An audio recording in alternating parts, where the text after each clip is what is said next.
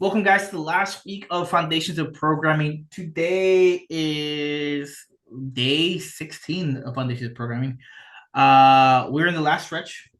You guys start the immersive program next week. Um, we are done with object-oriented programming. We're going to shift our focus into something that is kind of just as important as object-oriented programming. Is not going to be directly about the assessment, but it's really going to be talking about data structures and data algorithms, right?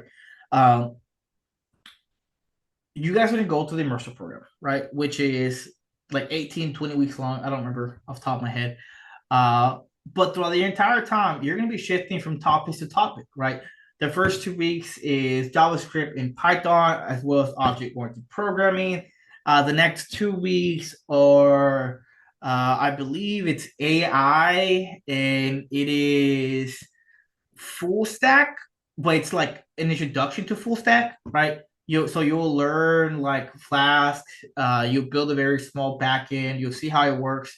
We didn't do that before, but people were complaining like, oh, it's very hard to kind of picture what the final outcome should look like, or what we're building up to if we don't know what it looks like. So the we added to the curriculum a small full stack introduction to early on to the program. So before you start diving into just front end and just back end, you understand why we're doing what we're doing. After that, you guys are gonna go into React and then Django, and all these uh, subjects is gonna take you away from a very big thing that not many people talk about, which is gonna be the interview process of landing a job in tech, right?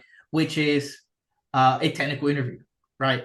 And I'm sure I've mentioned that multiple times in the past, but technical interviews is going to consist of you being in front of a board of software engineers and your skills are going to be put to the test, right? It might be an hour long where the first 20 to 30 minutes are information based, right? So they're asking you, like, what is the pillars of object oriented programming? How do you do this? How do you do that? If I wanted to do this, what method would I use? A bunch of random questions just to see where your knowledge is at.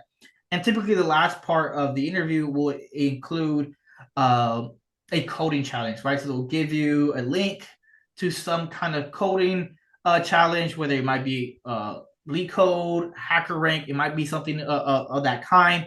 If they're very sadistic, they might tell you to open up an empty Word document and they'll copy and paste to you the question, and then they tell you to write your code in Word, and that sucks because you don't have an IDE to run your code. It's gonna be. It depends who you're gonna be working with, right? So if you go to Google and you try to apply for Google, that's what you're going to be expected to do. They're gonna tell you to open up a Word document and do kind of whiteboard coding, right? You can't run your code. You just have to hope that whatever you're coding out is going to work first time, right? Where smaller companies are going to give you a link to a coding challenge that they're going to make you take and see how well your coding skills are, right? It's very difficult to tell how well someone can code.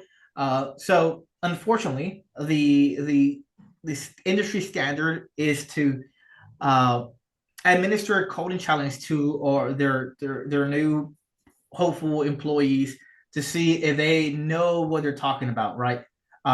Really, it's honestly more important these days than ever before because of how prevalent AI is, right?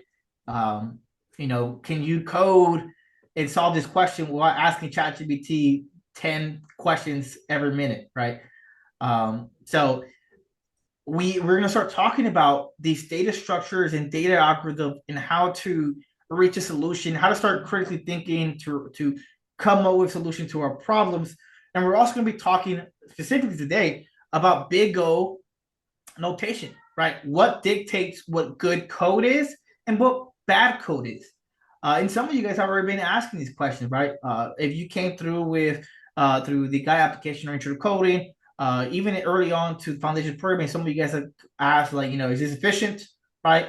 Is there a better way of improving this? And today we're going to answer those questions, and we're going to really learn what dictates good code and what dictates bad code. So how do we judge code quality, right? Imagine we have multiple solutions to a coding challenge, and which typically we do, right? If we took a look at everyone's code from that we've written throughout the last 3 weeks, every single one of you guys probably has something. It will be somewhat similar, but there will be some differences to how you approach it. Right? How do you decide whose code is better? Well, we do that by means of Big O, which is a mathematical notation that allows us to compare algorithms to another algorithm, right? One code to another piece of code. And we call that Big O notation. And here you have a chart, which you're going to see multiple times throughout this slideshow. What Big O notation is, the different types of Big O notation, and the most efficient to the less efficient, right? You don't have to memorize these right now off the top of your head.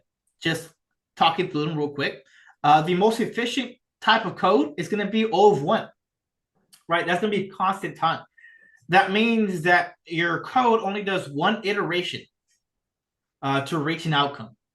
And then as this goes up in the chart, it gets more complex. We'll talk about the most basic ones right now, which is going to be O of 1 and O of n, which you've probably seen or heard of this. Who can guess what linear time is or what O of n is?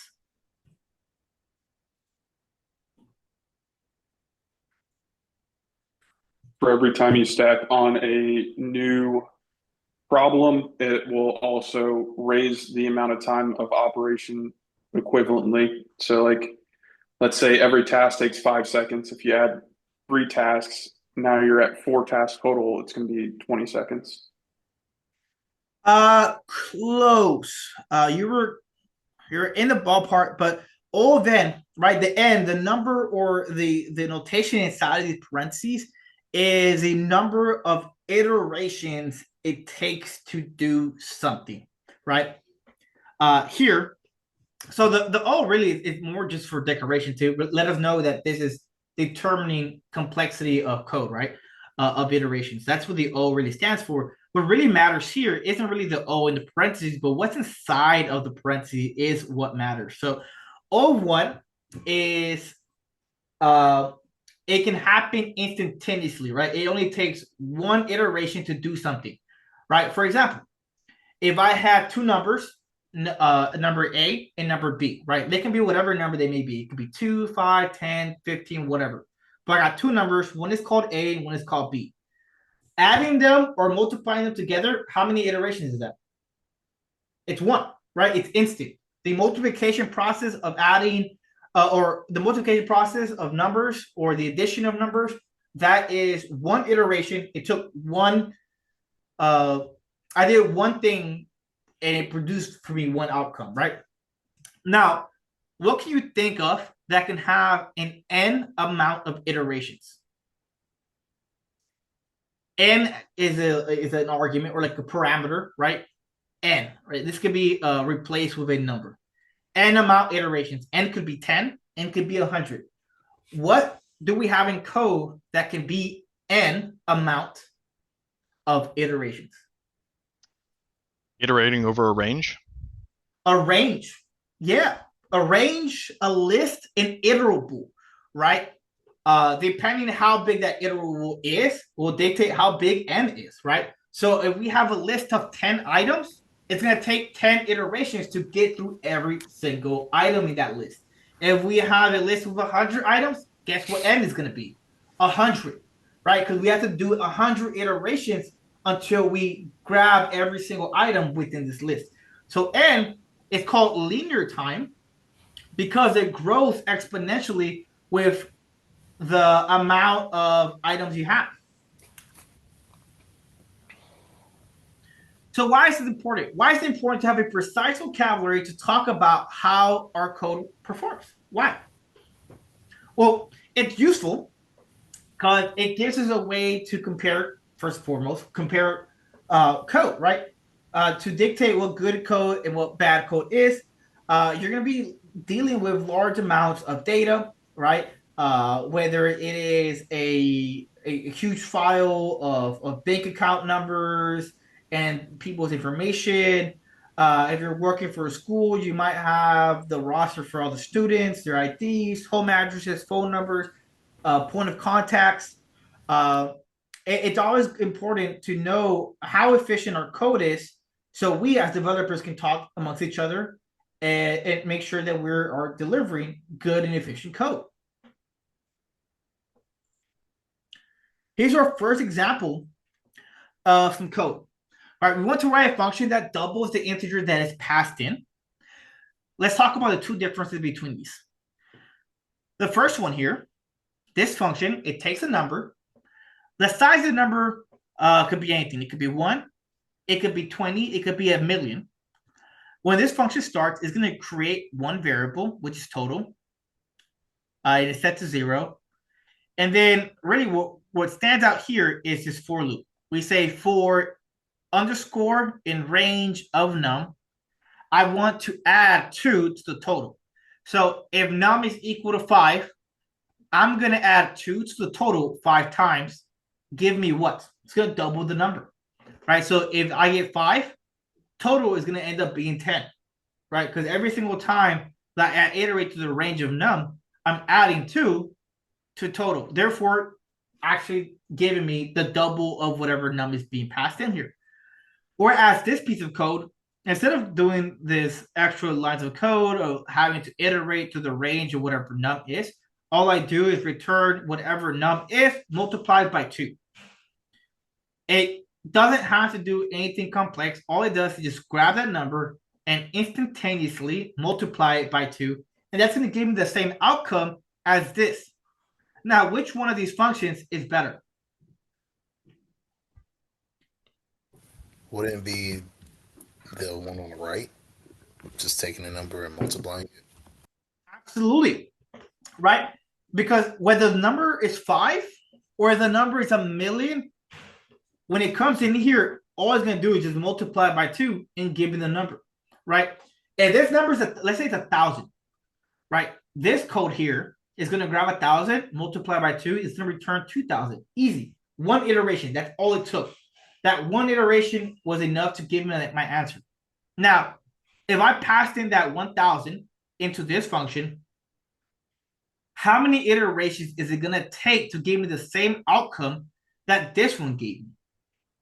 It's going to 1,000? give me 1,000 iterations. Yeah, exactly. Whoever said 1,000, it's going to take me 1,000 iterations. So both of these, although they do the exact same thing, this one does it in one turn, while this was going to take an n being num, an n amount of iterations to reach the same outcome, right? So this immediately on the right is a much better solution than this one, because this one is iterating through however big num is, and that's not ideal, right? It might not make a big difference if the numbers that I'm working with are like single digit numbers, but when we start working with 6 figures, it can get very complex, right? And it's going to take a lot longer to do it. So what do we mean by better? Who can guess? What's better? If our code is faster, which one uses less memory, or which one is more readable, or which one has less lines of code? What actually dictates what code is better? It's a little bit of a trick question. I guess it depends on your resources. If you have more memory, then memory might not be much of an issue and you want it to run faster. But if you have less memory, then you want to use less memory. Absolutely, right? So yeah, your resources are definitely going to play a factor into this. And there's no like hard set definition like, hey, this is what is good, right? There is no if buts about it. This is what's good code. This is bad code. Really, it's a combination of all of these factors, right? Of how fast is your code? So what is the time complexity, right? So when we talk about how fast your code, we're talking about time complexity. And time complexity, it's a little misleading. Time complexity doesn't actually mean time. It means iterations. So don't get confused with the word of time complexity. It doesn't necessarily mean how much time human-wise is it actually going to take. What is the iterations that your code is going to do to reach an outcome, right? That's what we refer to as time.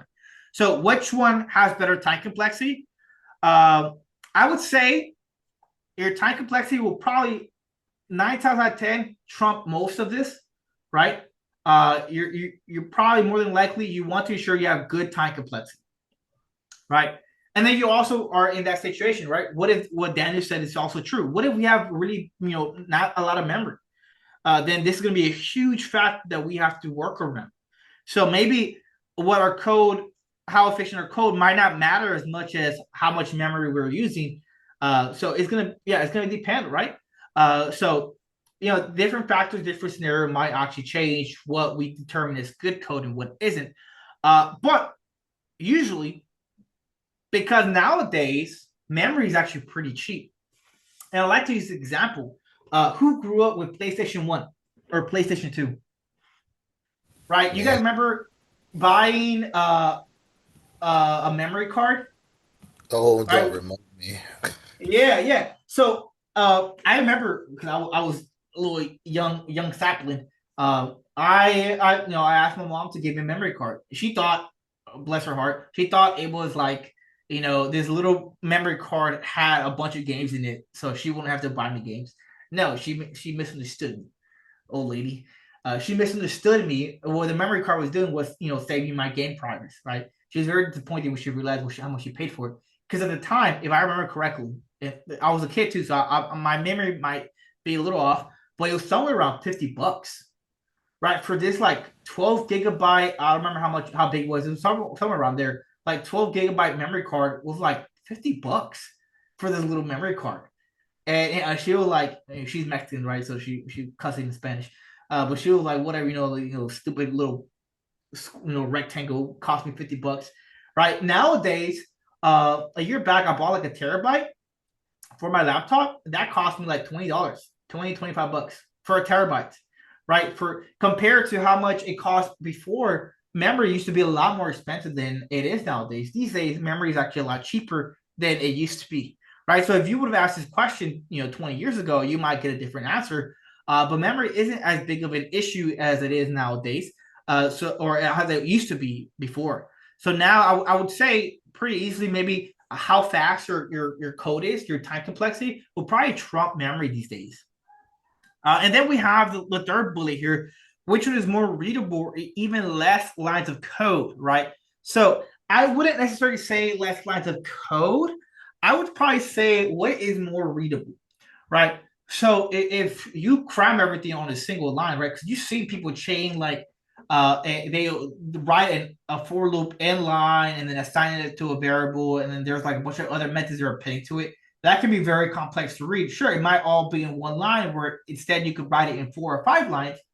Uh, but it's misleading, right? Just because it's less lines doesn't mean it's more readable. Uh, so it's a combination of all these factors, right? How readable is it? Is it very messy? Is it just a chain of if else statements, right? How efficient really is your code? How organized is it?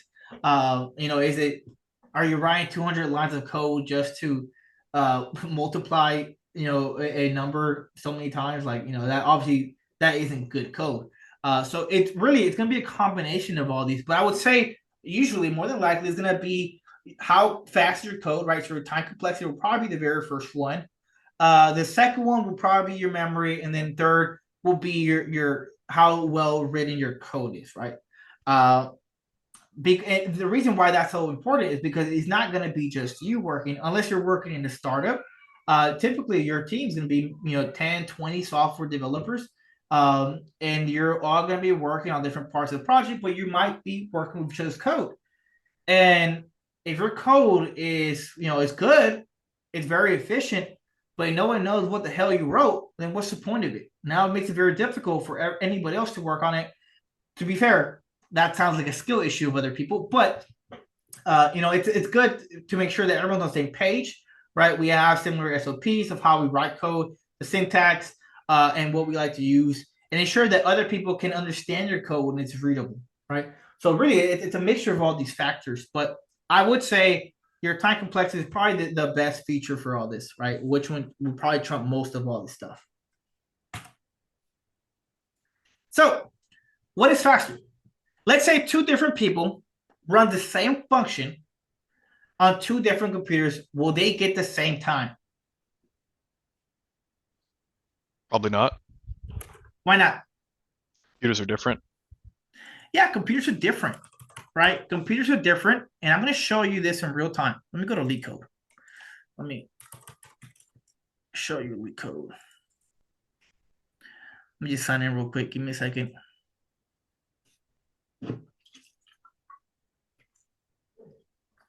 Who here has used LeetCode before?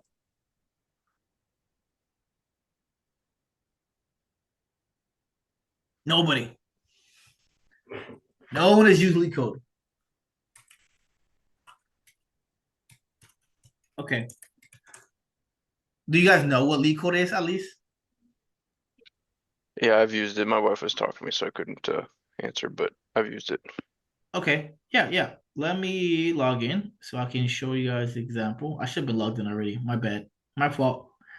I won't let it happen again. 2, 3, 3, 8.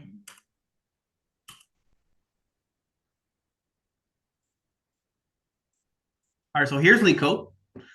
Put it back in here. So LeetCode, if you use HackerRank, Code Wars, or anything like that, LeetCode is literally the same thing. I would argue that LeetCode tends to be the industry standard that people tend to use. I'm going to use the most basic example here. Right, I've already solved this question here. What the heck? This is not my code. No. Huh. I solved it a long time ago. And I'm not about to solve it right now on camera. Let's just do this real quick.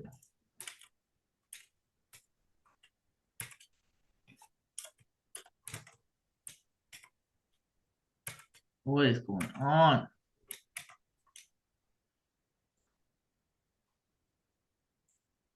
Copy this code. Go back here. All right. I'm going to run this.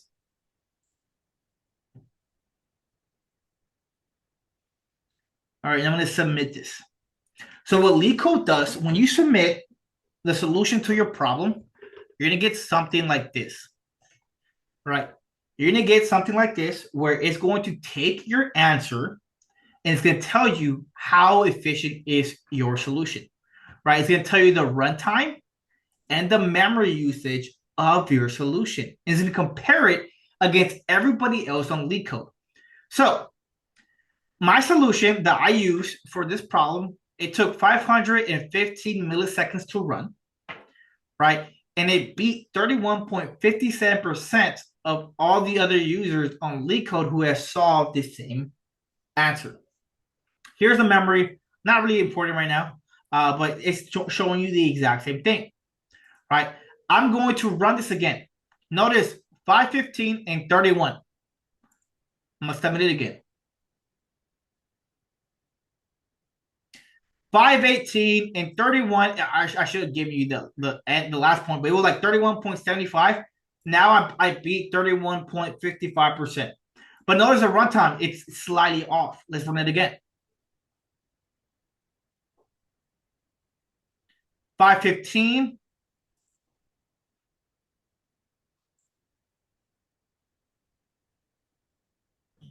Run it again. 512. Now, some other ones, this one didn't do it. Some other problems, I've seen drastic changes where the first time I ran it, I beat like 80% of the people on LeetCode. And then the second time I ran it back to back, I beat like 20%. And then the runtime changed drastically, right? Now, this isn't the most, the best way of showing you this, but this is a way of showing you how the same code, nothing has changed. The same code might not always give you the same solution. So that brings me to my next point. That, your solution, just because it's the same solution or you have the same function, you run on the same computer on different days, you might get different things, right? Two different people might get two different things. It's not just by the computer itself. Even the same computer, right here in my same computer, same website, I'm running it twice and I'm getting two different things. Right? What if the same person runs the same function on the same computer on two different days? Will the runtime of that function be the same? No, it will not always be the same. You might get lucky. You might actually land on the same one, yeah. But will it always be consistent? Can you 100% rely on it? Can you bet your life on it? No. No. Right? Which is why I'm going, which is what brings me to my next point, that we do not use time. We do not use time to measure how efficient code is, right? Because different computers will record different times, right? So we don't use, or well, you and I know as a definition of time, we use iterations, right? We're going to use iterations to dictate how efficient code is. So not time, but iterations. So instead of measuring time, we count the number of simple operations the computer has to perform, right? This number is going to stay consistent across all computers that run the same bit of code, right? Which is why, Daniel, I mentioned to you earlier, don't get confused with the term time complexity, because realistically, we're not really using time. We're using iterations. How many iterations does our computer have to do to reach an outcome, right? This function only is one operation, no matter how many big num becomes, right? Or I'm sorry, not how many, how big it becomes. So no matter if num is 5 or if num is 1,000,000, it will every single time only take one iteration to reach this outcome. Therefore, giving you an O of 1 because it is constant time. It will do it instantaneously, right? O of 1 iteration. Do I have any questions so far? I feel like I might be going a little too fast.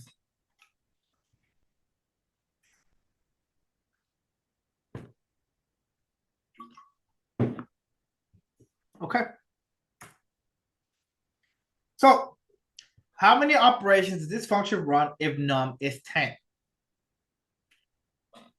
It's going to run 10, right? For underscore in range of 10, we're adding 2 to total.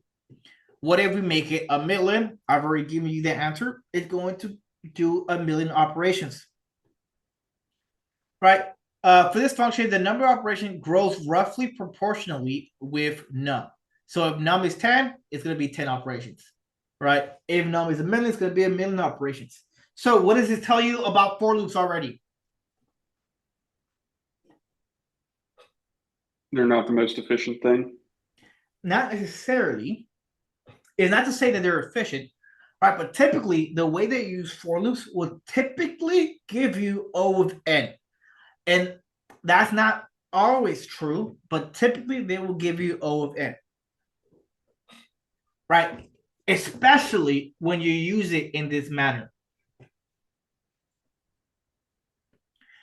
Big O notation is a way to formalize fuzzy counting, right? So it allows us to talk formally about how the runtime of an algorithm grows as the input grows. Specifics don't matter as much as the broad trends of the function in question. And we'll talk about that in a little bit. Here's another version of that chart that we saw earlier, right? Here on the x-axis, we have the input size, which is n, right? The more right there we go, on the x-axis, the bigger our input size is. Think of num. It could, the farther we go down here, the bigger num is. The y-axis is going to be the number of computations it takes to reach our outcome, right? So O of 1, no matter how big num becomes, notice that it does not increase in computations. It stays the same throughout the entire process. This is probably the best chart of this example that we have on this slideshow. So if you want to reference anything, I would reference this chart here, and I'll explain to you why the other ones are not as good. But notice that the constant, right, O of 1, it does one computation. It does not increase. You do not see this go up at any point, no matter how big size n is. Let's skip O log of n right now. Let's look at linear time. Linear time, notice that it stays constant throughout the entire process. It gradually just stays on the same path going upwards. So for every input size that for every amount that input size grows, we at the same time equally grow the amount of computations. So if n is 1, computations is 1.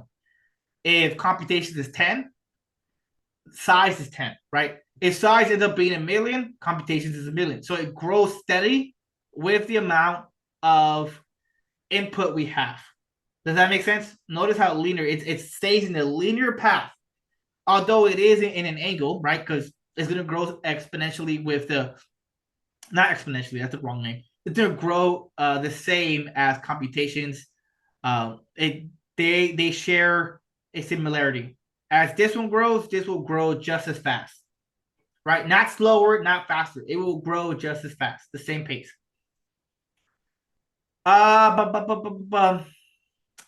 We'll talk about log of n later today. This one you have to see it in person to really realize it. The only thing to really note here is the more size you give to your input, the faster it runs. So although it might start a little inefficient at first, you see the curve slow down, and this will make sense once we start talking about it later. These, guess what O of n to the power 2 is?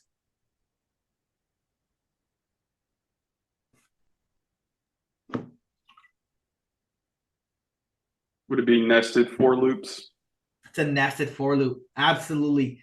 Quadratic time. O of n to the power 2 is a nested for loop. Right? Look at the difference between just one for loop and the moment that you nest it into something else. It is horrible timing, right? Polynomials, even worse. You don't see it here, but even worse. And then these, we don't talk about these. If you're doing this, you might as well quit. I was going to say for the last two. Well, I was going to ask you for the last two. That would be something like something. What was it? What are those things? A literal stack overflow. It's like a really bad. It's like really Yeah. bad. O of n factorial. This one's very. They use a travel salesman example for this one. To explain how bad this one is. Let's see if I can demonstrate it. I'm a little slow sometimes, so I might not be the best at explaining stuff. But the way that O of n factorial works is, let's say we have a salesman. Okay. Ignore what I told you to do. Shapes. This is my little salesman guy. Bob, the salesman. Right? And he wants to sell, I don't know, grilled cheese makers, whatever. Right? He's gonna sell grilled cheese makers. And we want to map out his path of where he's gonna go to sell his grilled cheese makers. Let's say we're gonna use every square represents a city, right? We want to map out what route Bob the salesman is gonna take to finish his route. He could start here and then go here and then here. That's one route, right? Or he could start here and then go here.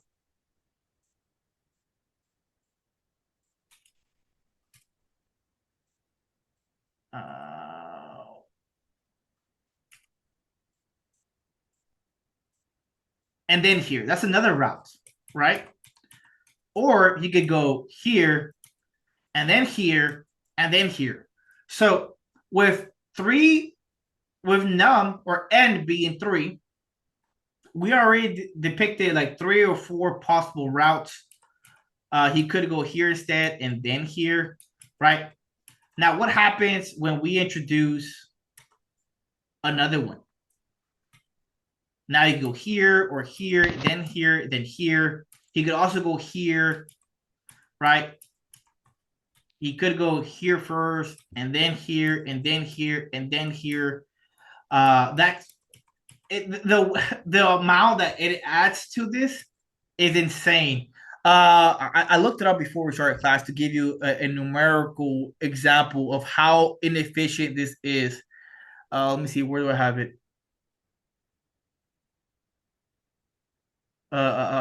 Okay. So if there are 4 cities, there are 6 possible routes this traveling salesman can go. By the time it reaches 10 cities, there's 362,880 possible routes this traveling salesman can take.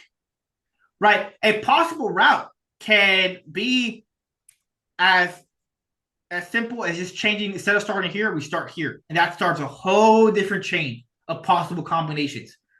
By the time we get to 100 cities, there are more routes than atoms in the universe. There are more routes that the traveling salesman can take when there's 100 cities than more atoms in the universe. That's how many possible combinations it takes to reach the outcome of how many routes Bob the salesman can take to reach this. So they typically use the traveling salesman example as a way to explain how inefficient O of n factorial is. If you're at this point, then like I said, you might as well just quit on your own because you got no business doing here. All right. It's really hard. Honestly, I can't even think of a possible way of writing some kind of code that's going to be this inefficient.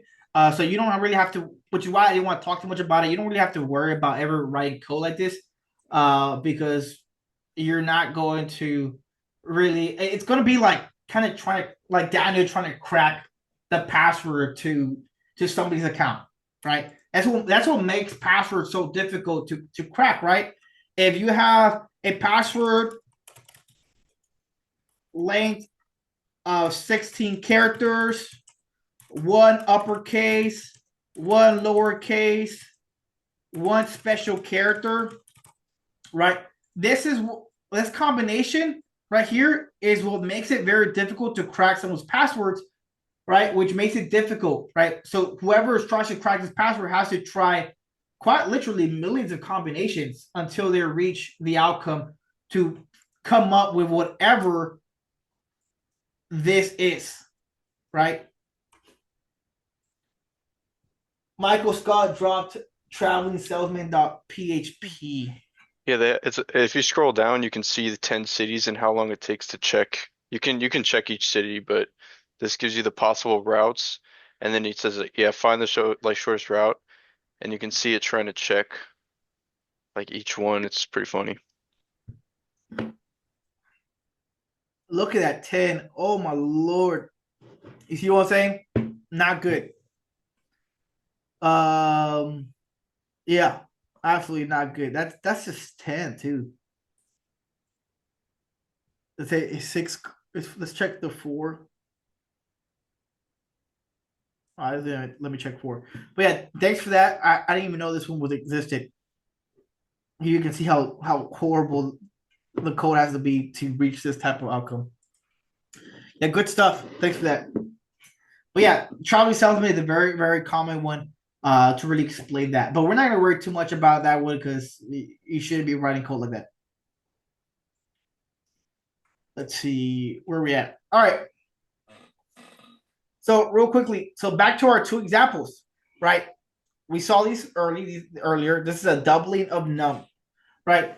Well, let's talk about the bottom one first. It takes in this number and it does 1 imputation of multiplication. It takes its input, multiplies it by 2. Therefore, that's 1 iteration to reach a solution. This one is O of n, right? The time complexity is O of n. N is going to be the number of times that this for loop has to run to reach this outcome. And the reason for that is because we are doing a for loop up to the range of whatever num is. So however big the number is that we pass in as an argument, that's the size of n, is going to dictate how many iterations n will be, right? So typically a for loop like this is going to be O of n.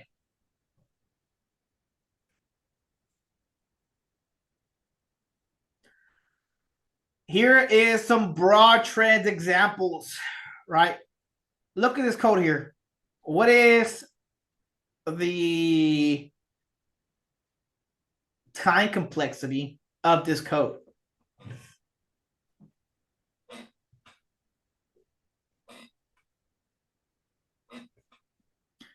We have Still two good. functions. What's up? Would it still be O of n? It'll still be O of n, right? How many times a for loop is in here doesn't really change it, right? They're not nested with each other. So let's say num is equal to 5. If we're trying to count up, we're going to say for up num in range of 5, print up num. So we'll print out 0, 1, 2, 3, 4, right? For this one, all it's doing is counting down. So it's starting backwards. So it'll be 5, 4, 3, 2, 1. Both of these took 5 iterations. The number of iterations is dictated by however big num is. So no matter what, it's still going to be O of n, even though they're not nested within each other. Even though they're not nested, they're both in the same function, right? But because they're not nested, it does not increase how many iterations they do. These both take the same amount of iterations to do. And we're going to put a pause here because it is 6:30. Let's go on our first 10-minute break, and then we're going to continue with today's class. Cordy, we mentioned that both of these were O of n because the worst case scenario, whether num is 5 or whether it's 10 or a million, this will only do that many operations. O of n, right? The amount of operations that's going to do is going to grow linearly with the size of whatever num is. Doesn't matter if it's 2 different for loops. It doesn't. The worst case scenario is just that many, right? It is not O2 of n. This is not a thing. All right, here's another one. What is a time complexity for this one?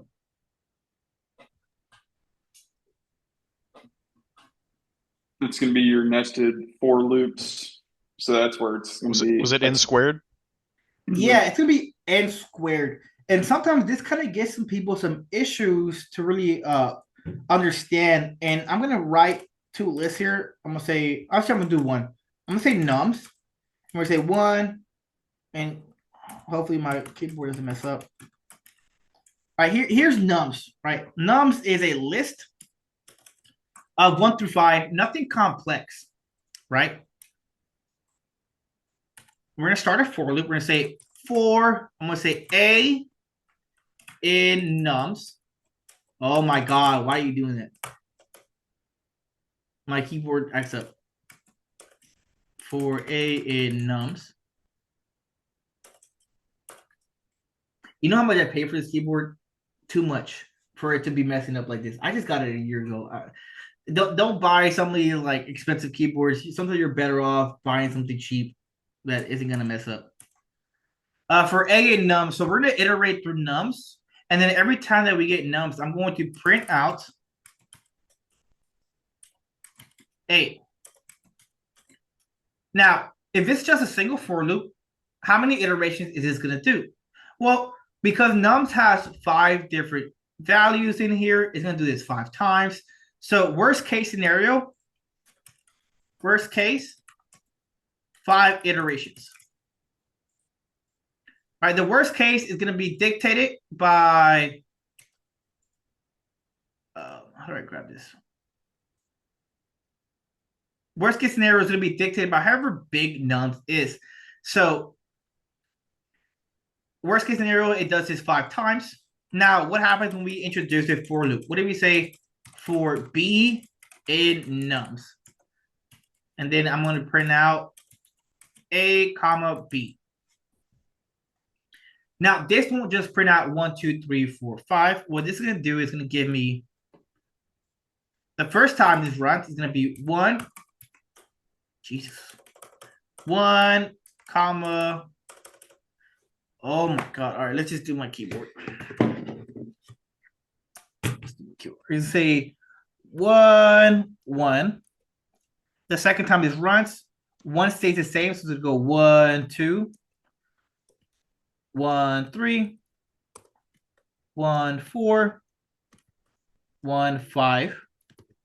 And then and only then does A increase to 2. So it's going to restart the process, and so on and so forth.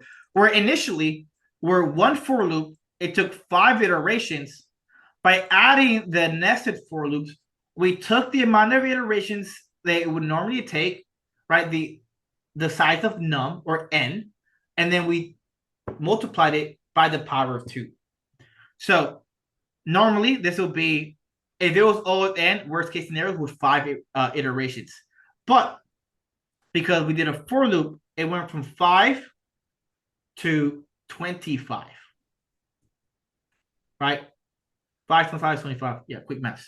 Right? So it quite literally multiplied it or did it to the power of 2 the moment we did a nested for loop. Right? What if this was, instead of 5, this was 6, 7, 8, 9, 10. This for loop would run 10 times.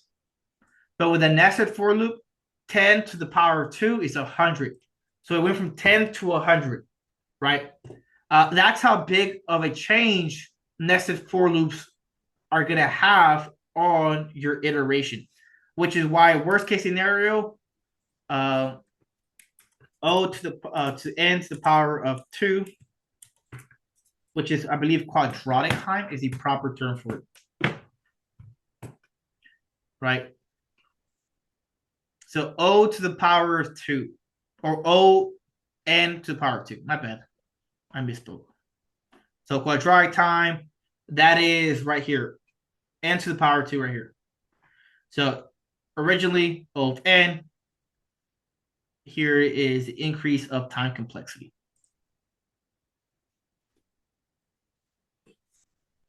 Let me charge my, I need to charge my keyboard. That's why it's acting up. All right. So how many operations does this function run if the num is passed in is 10? I kind of already showed you. It's going to perform 100 operations. So if num is 10 and our function runs 100 times, that's n to the power of 2. So time complexity is O of n to the power of 2. Right? Once again, the O is just like an annotation, right? Don't get confused with the O. Really, what we really care is what's going to be inside the parentheses. O just tells us that this is big O notation. So it is, is referencing the time complexity of some type of algorithm in code. That's all it stands for, right? What really matters is what's inside of this parentheses, which is n to the power 2. That's your actual time complexity. That's going to be your nested loops. Here's another graph. I told you guys you're going to be seeing a lot of this graph throughout the entire slideshow. This is a much less good, good version of this. I don't really like this graph a lot. Notice that O of 1 and O log of n are somewhere around the same, which is not accurate, which is why I don't like this graph. The other graph was a lot better to represent how log of n actually works, which we'll talk about today. All right, simplifying big O notation, right? So we really just care about broad trends. So what happens to numbers of iterations as the input gets really big? Here's some tips to really help you understand different time complexities. So constants don't really matter, right? So when you read this, what does this tell you?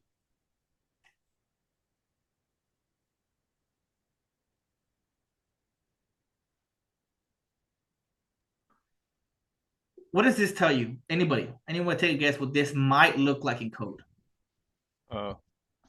Doing linear twice. Yeah, so having 2 for loops, not nested, but just having 2 for loops, right? So doing a linear twice. So let's say you have a for loop that iterates through the range of 10, right? But you have 2 for loops of that. Technically, that's 10 times 2, which is 20, right? So you're doing 20 iterations, but realistically, worst case scenario is we're just thinking about one of them. So O to is going to be the n, right? Worst case scenario is just n. Whatever the size of n is, doesn't matter if there's 2 for loops or 10 for loops. We really just care about the broad trend of it all, which is going to be O of n. Where it really increases time complexity is when we start nesting them. Doesn't really matter. There's multiple for loops. If they're not interacting with each other, the time complexity is going to stay the same, right? So if you see 10 different for loops back to back to back to back to back, that's okay. Time complexity stays the same.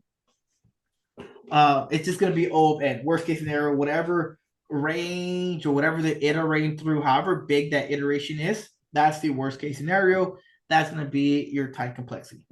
What about this one? What does this tell you? O of 500. That's a set amount. So it's going to be linear. Yeah, it's a set amount, right? Whether you're multiplying 500 different variables, different places, or you're multiplying one number by 500. Really, it's all just going to be one iteration, right? So that's going to be O of one time. Right? It's going to be constant. That's constant. And here we have this one. What does this tell you? What would you think this is? That's where you have your nested for loops. Yeah, this is a nested for loop. This might be depicted as 13 different nested for loops, or it might just be multiplying the n by 13, but really it doesn't really matter 13 times n. Let's say n is 100, right? If you multiply 100 by 13, sure, it's going to increase it, but really, worst case scenario is still O of n squared. Doesn't matter if n is going to be 100 or if it's 1300, it's still O of n squared.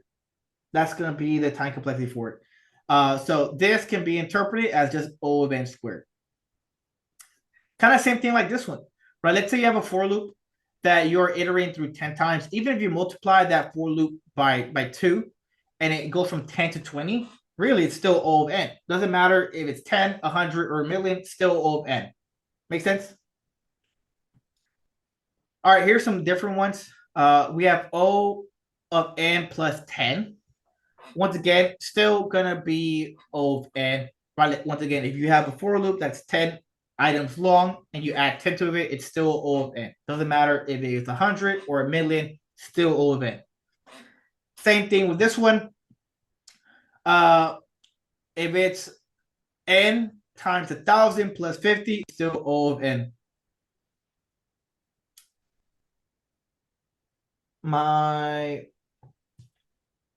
Hello, test. Turned off. Got you.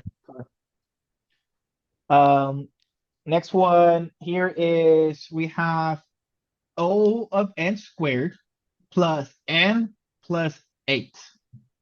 So this looks like a nested for loop, but they're also adding to this n whatever n is times 5, then plus 8. Really, it's still O of n squared. Doesn't matter how big you're making n to be. If you're multiplying it by some other numbers, if you're multiplying it by itself, it's when you are nesting it within itself, it's still O of n squared. Arithmetic operations are constant time, right? So multiplication, addition, all this math that you guys be doing, all one, constant time. It's instantaneously. Assigning a variable, right? Time complexity, constant time. We'll talk about space complexity later. But the act of assigning a variable, it's constant time. It does not increase your time complexity. It doesn't matter if you're assigning a million different variables, it's still all one. Accessing elements in an array by their index is constant time. Why is that? Because you're just iterating through one time. Yeah. Defined as something. What's an index?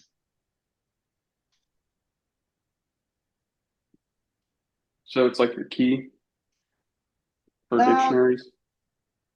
Close. We're talking about arrays. Why is my computer's acting up? So the index would be the length of the array. Not exactly. Anybody want to tell about Daniel? What is the index? The position in the array? The position of the array. All right, the position in the array. Let's see. I like to think of an array as a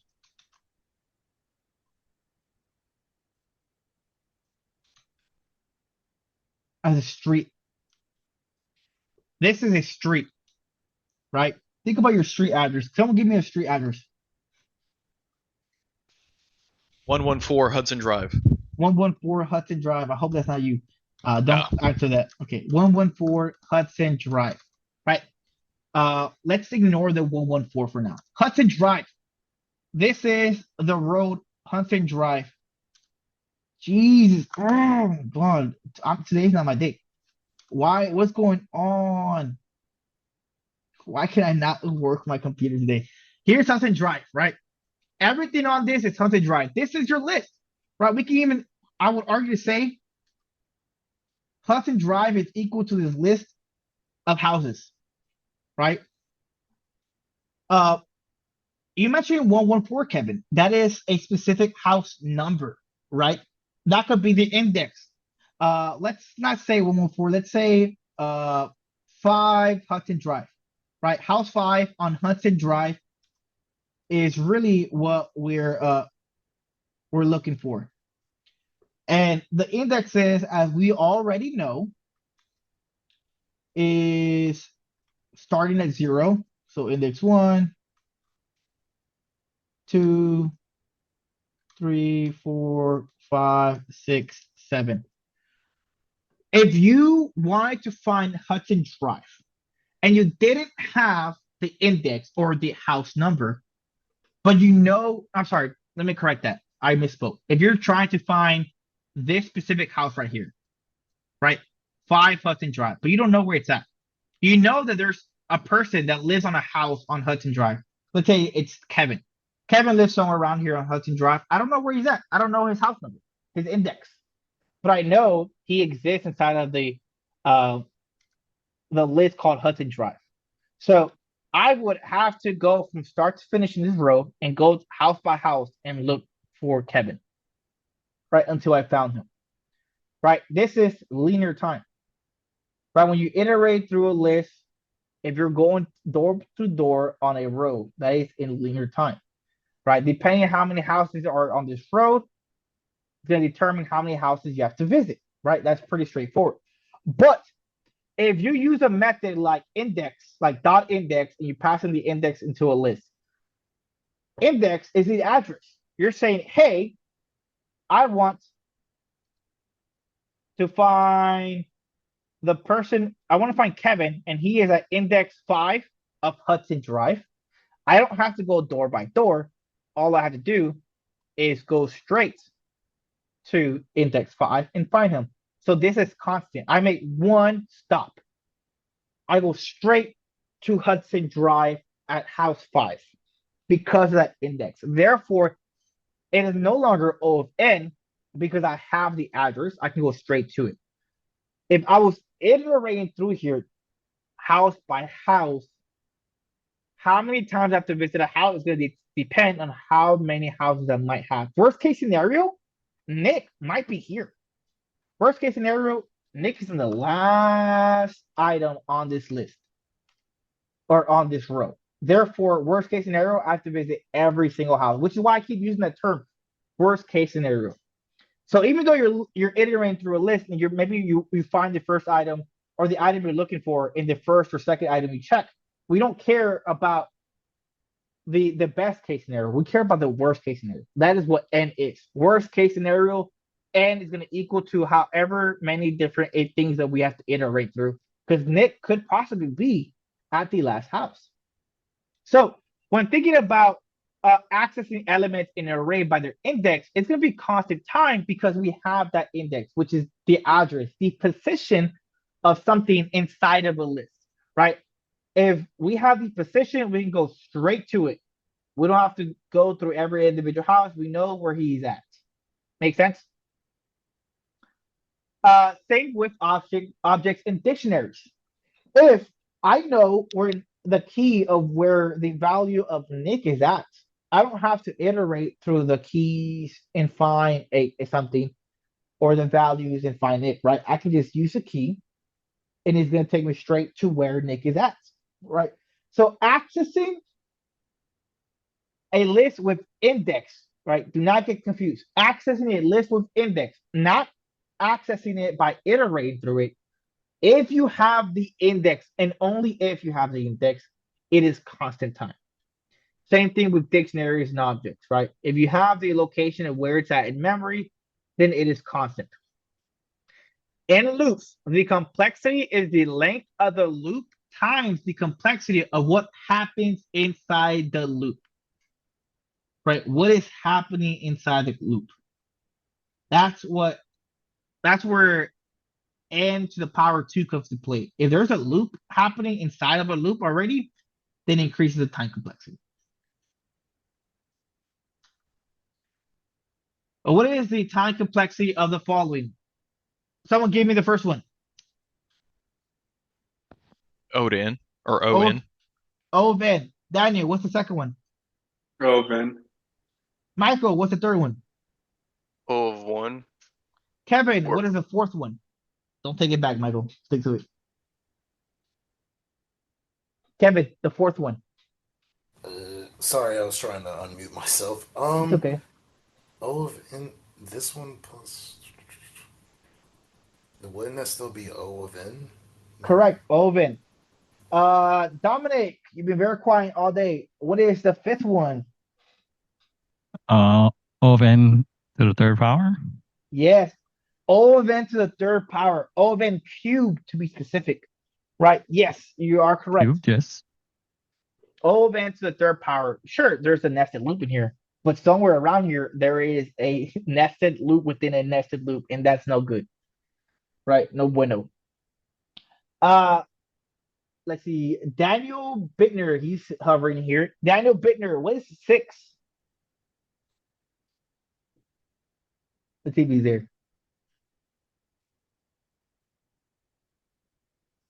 Daniel Bittner.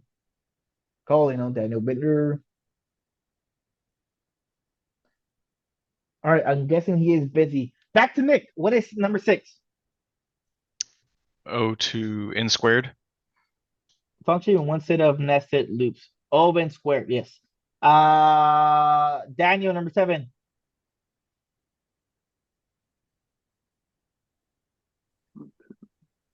This would just be O of N.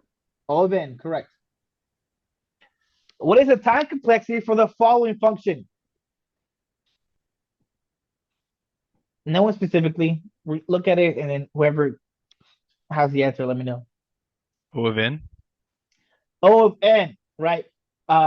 We start at 1, but if number is 100 or a million, it'll be O of n. Even if we just add 1 to the end of it, still O of n. Here's the next one. This is a little tricky.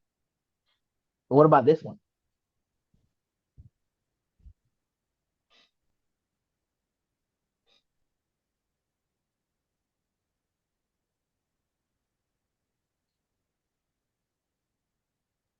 is it O of n? Why? Because it doesn't matter what the number is. It's still one loop. Anybody else? Does everybody agree it's O of n?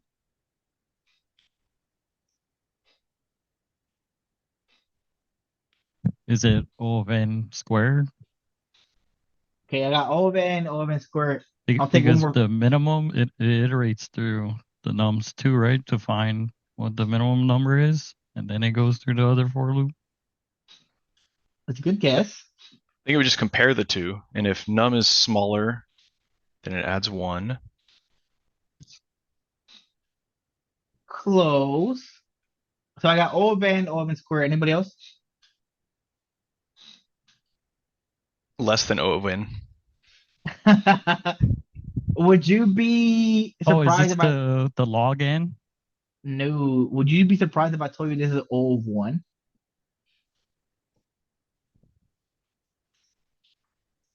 Someone try to guess why. What if num is a million? What's gonna be the number of iterations? It'll always be 10. Hmm. Always be actually 10 plus 1. 10 plus It'll 1, yeah. always be 10 plus 1. If num is a million or a billion or 1,000, does not matter. every single time it's going to take the minimum between these two. So if num exceeds 10, it doesn't matter. It's going to default to 10 because 10 is going to be the smallest one. So actually, this is a fixed number. It does not grow, and here's the keyword, it does not grow linearly with num. Right? Remember when we Up were until talking num about hits 10, or right. after num hits 10. Once it hits 10, it stops growing nearly. So actually it's capped, it's gonna be constant time, right? It's kind of like saying O of 10. Technically O of 10, the broad, if we care about broad transfer, it's just gonna default to O of 1. So realistically, this is actually O of 1 because of this specific part right here. The min function in here is what sets this to a fixed number. So num does not grow linearly. Doesn't even grow exponentially or anything crazy like that. It is defaulted and preset to 10 no matter what, no matter how big this is. So worst case scenario, it's O of 10, therefore defaulting to O of 1. That's good, all right? So this is a prime example of why I say not every for loop is O of n. It's what's happening in the for loop itself. So just because it's iterating through a certain range, because this range is it's set, no matter what we pass in here in num, even if num is a massive number, it will always be no greater than 10. Does that make sense to everybody? Yes. Right on. What is the time complexity of the following?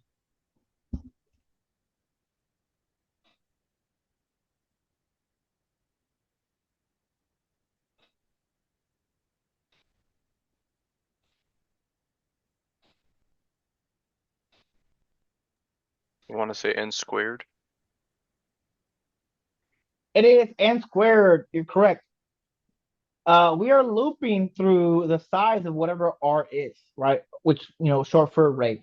R could be 10, it could be a million. Depending of how big R is, which is going to grow linearly, it could grow linearly, is going to dictate how big elim is. So when we do for num and elim grows linearly with the size of array, right? If array is a million different iterations, then we have to count for each one of those iterations. So when we iterate for elim might end up reaching a million as well. So it is O of n squared. So far, we have focused on time complexity, how we analyze the runtime of an algorithm as the size of the input increases. We can also use big O notation to analyze space complexity, right, of an algorithm or how much additional memory the algorithm uses when it is executed. The question is, what is the time and space complexity of your solution is actually asking for big or for a little for is actually asking for two big O values, one for time and one for space. So space complexity and time complexity are two different things. All right.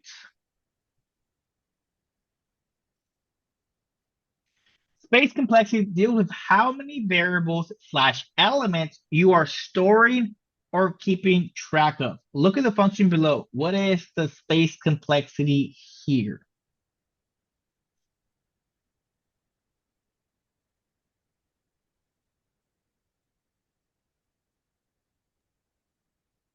Would this just be O of n because you're just keeping track of 3 items? You said O of n because you're keeping track of 3 items. Yes. Space complexity wise, what 3 items are we keeping track of? Num, total. I guess you're only keeping track of 2 because you're passing them 1.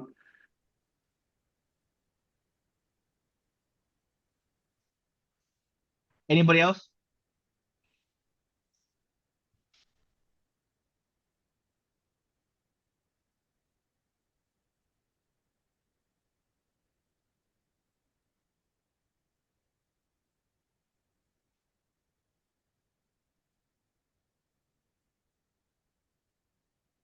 It's going to be O1, not O of n. So space complexity Who can give me an example of some kind of data structure that would have O and space complexity?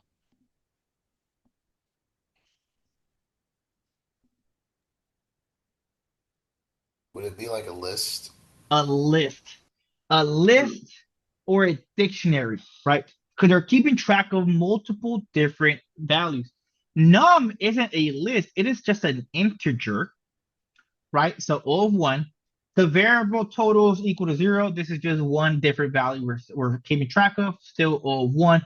Remember, think about broad trends, right? Just because there's multiple single values stored in different variables, because they're not like a list of variables, it's just multiple individual ones. It stays to O of one in space complexity.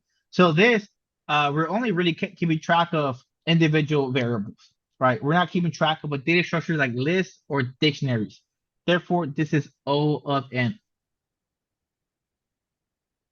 What about this one?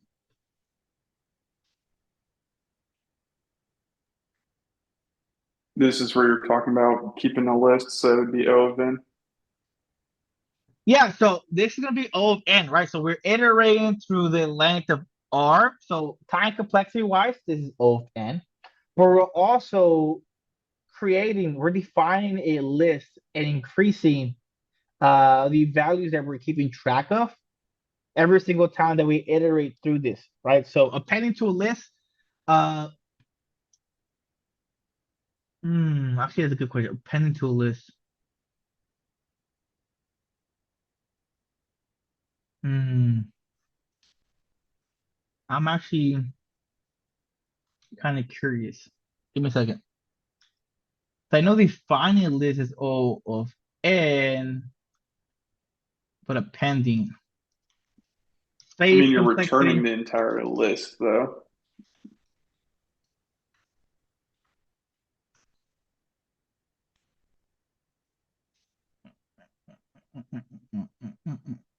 So it's a little tricky.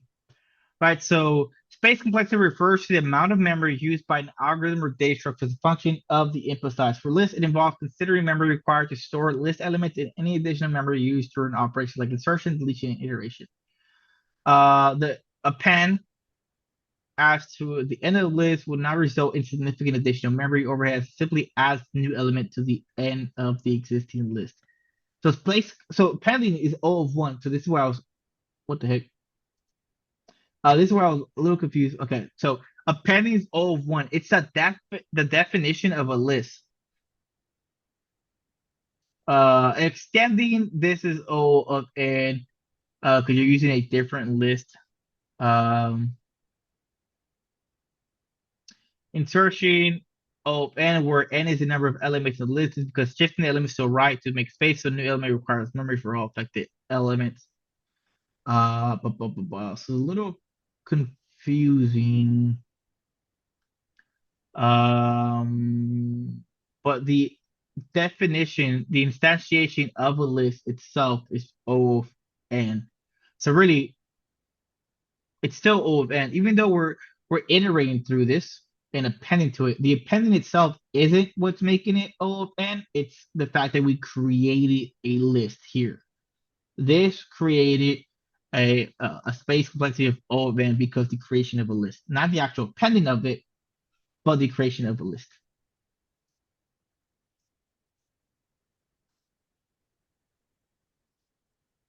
What is the space complexity for the following function?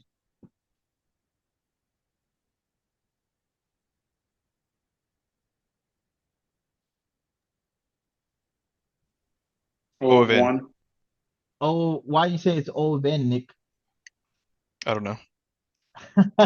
We're not keeping track of any type of variables here. It's going to be O of one. That is correct. Good try, though. What about this one? Space complexity wise. O of one. O of one. Remember broad trends. What happens to a number of variables slash elements being stored or tracked as the input gets really big? Most primitives, so booleans, numbers, undefined, no, are constant space. If a number is a million or one, it's still constant space, right? So the definition of variables with these values. Strings require O of N space. So here's an interesting one.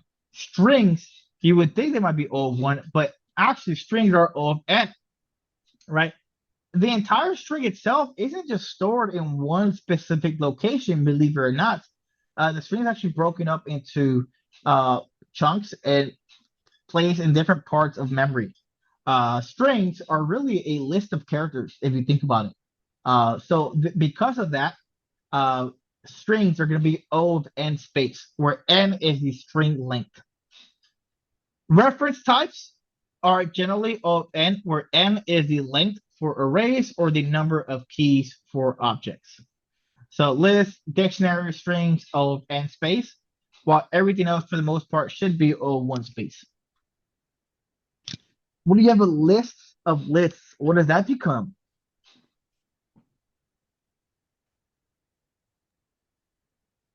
O of n squared. It is going to be O of N squared, correct? Right? The list, the nesting of these data structures, creating a matrix will give you O of N squared of space complexity. Here is the ugly chart. Once again, I told you guys we will be seeing this multiple times. Space and time complexity of logarithms. So here's the next one. Logs. Logarithms explains, I'm always really bad at explaining these.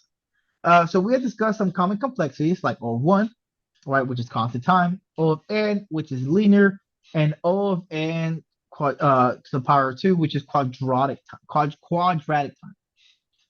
Sometimes big O expressions involve more complex mathematical expressions like log of n or n log of n. We're only going to focus on the first one, which is O log of n time complexity. We're not going to touch this one. So what is a log or logarithm? It's the opposite of an exponent. So anybody here a math whiz that likes logs? Daniel gave me that weird smile. I'm assuming you are. Yeah, I mean, I have a really good example of this that I remember from the CS50 course. Sure. So basically, like you're sorting through a phone book. If you look through each page of that phone book, that's going to be your big O of N notation. Whereas if you open that book to the middle and you see if it is going to be in the first half of that book or the last half of that book, then you split that next section and you keep splitting those sections and half splitting until you find your name that you're looking for. That'll give you your log of N notation. Right. That's good. Usually these are helpful in sorted uh data types, right? Let's see Theodore. He's been my enemy today. Here is a list. We have 1, 2, 3, 4, 5, 6, 7, 8, 9, and 10. Right, this is my list. Let's say I'm looking for the number 2, right? The way that log of n works, which we'll get back to in a little bit, it'll make a little bit more sense once we talk about it. Log of n, the way that it works is it takes something like this. Why can't I? Teardrop have been acting up. There we go. I don't know what was happening before. It takes something like this, right? And what log of n does, it splits this in half, right? So what'll happen is we will split this in half. And now we have 2 different sections, just like Daniel said, right? Getting a book, opening in the middle. And we are looking for specifically target number. Oh my Lord, it's 2. If we are looking for 2, what's going to happen is after we split this in half, we're going to check the far rightmost limit of the left, and we're going to check the far left limit of the right, which is going to be 5 and 6. And we're going to check, hey, is 5 greater or less than my target number? And 5 obviously is going to be greater than 2. So what does that tell me about everything else on the right that's not needed, right? So everything else here is garbage, right? We do not need it because obviously, since my target number 2 is less than 5, and to the right of it, which is going to be a positive number, it's organized, right? It's in sequence. I don't need it. So I know that my number 2 is essentially in the first half. Actually, let's change this up again. I don't want to use number 2 because it makes more sense if I use a number like 9. Let's use 9. All right. The example still applies. I'm looking for the rightmost and leftmost number for both halves. Is 9 greater or equal to 5? It is greater. So that means I don't need anything to the left of this, right? So that means this is garbage, and I only care about the right side, right? Because 9 is obviously greater than 5, so anything before 5 is not needed. So now that, how many operations was that one? Operations is going to be 1. So far, I've only done 1 operation. I checked 1 thing.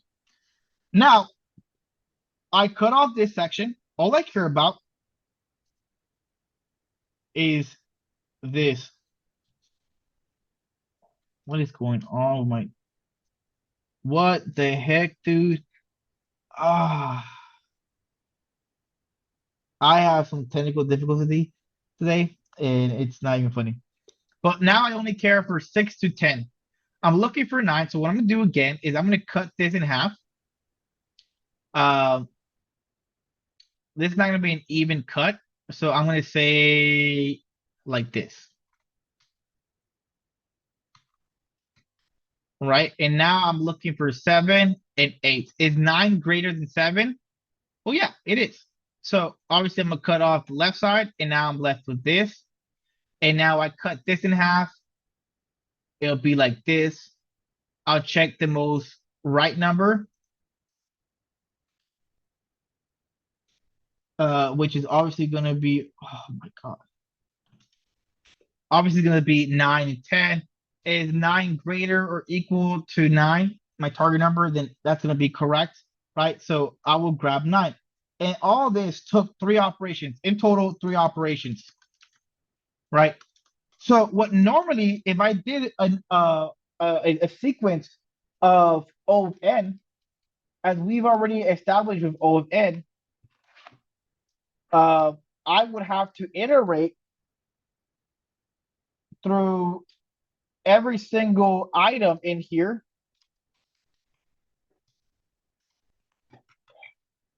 And go from 1, 2, 3, 4, 5, 6, 7, 8, 9. And it would take 9 operations if I use some kind of algorithm that was of O of n, right? Where if my algorithm was O log of n, I could have gotten my answer in 3 steps instead of 9, right? So you see the difference between something like log of n and O log of n, that we're able to split it in half. It only worked with one specific section, depending on some kind of condition. Before we continue, I'm gonna put you guys on break. I'm gonna see if I can fix my my keyboard, and we'll be right back. Come back at 7:40. Let's go ahead and come back. I continue with this class on the last portion for today. I still have the hiccups, so I'm sorry.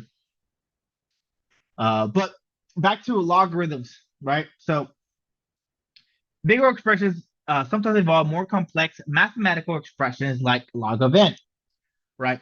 So what is a log or logarithm? Essentially, it's going to be the opposite of an exponent, right? And here's an example, right? Let's look at the exponent first. 2 to the power 3 is equal to 8. So 2 times 2 is going to give you 4. Times 2 will be 8, right?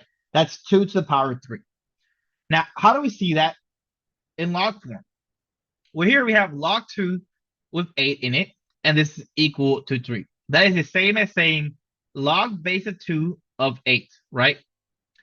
These are the exact same type of essentially equation, just said differently. The way that we are going to be working with logs is really just going to be log of twos, right? This is the only thing that you really have to worry about when it comes to logarithms and time complexity is going to be this log of two.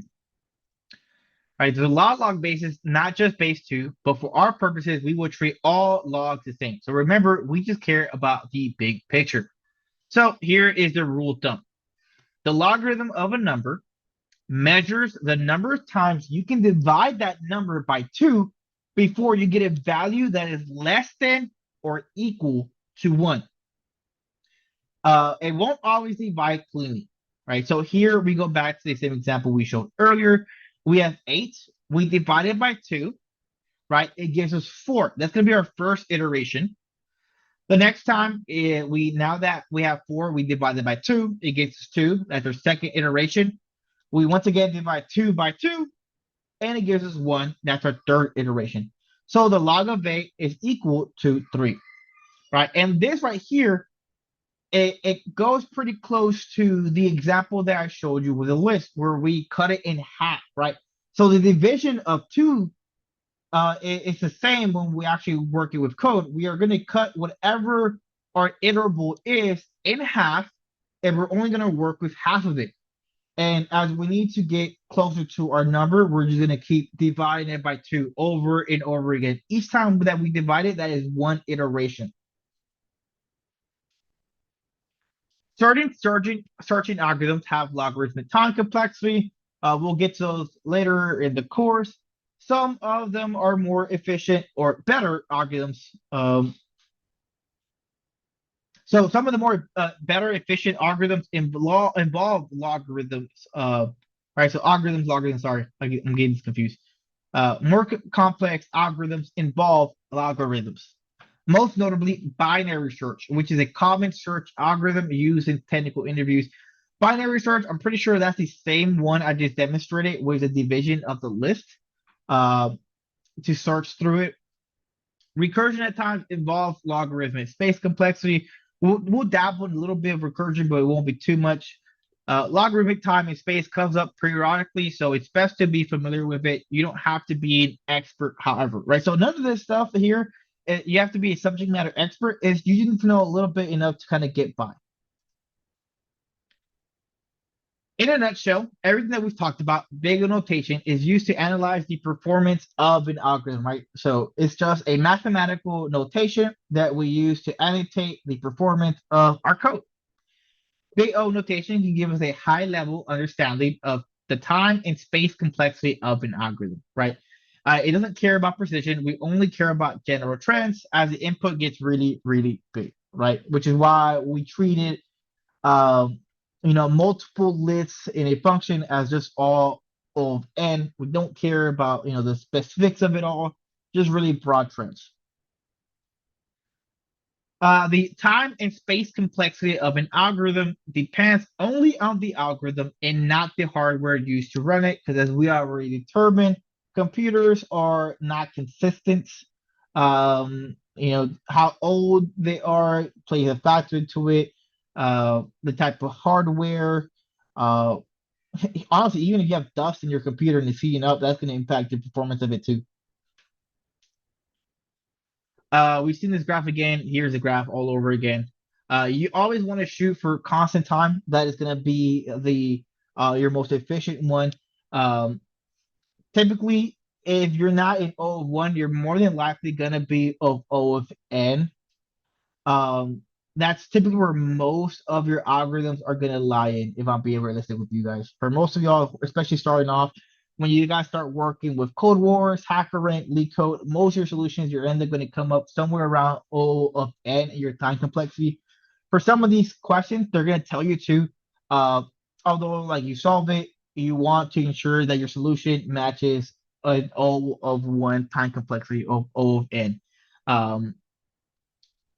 It's going to become very difficult. You're going to have to start using, some tricks to really reach that solution. Here is a little example of what the stuff that your computer or that you've been working with, like the different data structures, as well as certain methods that you've been using, actually work. So dictionaries, whenever you insert an item into a dictionary that is O of 1 time complexity, the removal of a dictionary is O of 1, right? Because the reason why these are all O of 1, even the accessing, is because every single time that we either insert, remove, or we access, what do we always do? We pass in the key for the dictionary, right? The key is used as the address to help us find the value assigned to it. Because of that, because we have the address, it is constant, so we go directly to what we're looking for. Therefore, it is O of 1 time complexity. Now, when you talk about searching, right? Accessing and searching are two different things, right?